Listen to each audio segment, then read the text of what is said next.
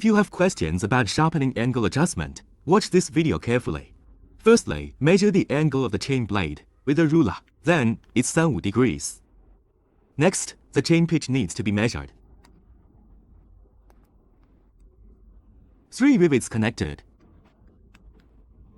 The center of the first rivet is aligned with the 0 scale. Which scale is closest to the center of the third rivet? That's what it is. Yes, and then it is a 3/8 chain. Then select the abrasive disc. The 3/8 chain corresponds to this 3.2 millimeters. After the grinding disc is in place, we will adjust the angle of the fixture. Then set this to 35 degrees, 35 degrees. Then the knob below is locked and fixed. I'll put the chain on. Then when you put it, its knife head always faces right. Then push it down. Look at the relative positions. Check that the grinding disc matches the blade when pressed. If your distance is wrong, can't sharpen the blade. If it can't be ground, adjust it through the knob. The position of the knife head of the saw chain.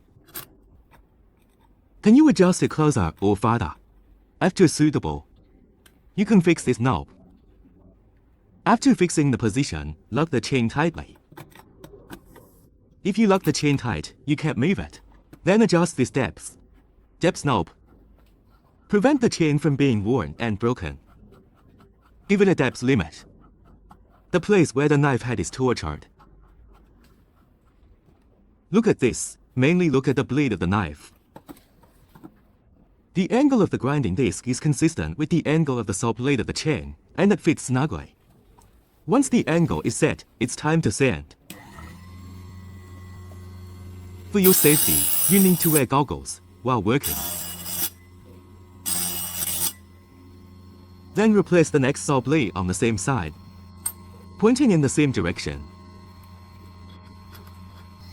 If the position is wrong, you can adjust it. Can be fine-tuned. Get on with your work.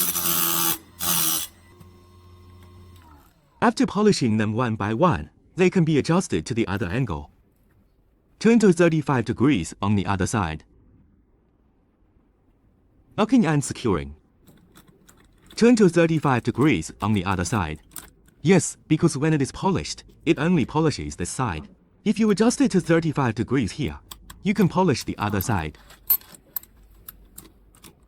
Finish sanding all the damaged blades on both sides and you have a sharp chain. I'm sure you'll be full of chainsaws you've restored.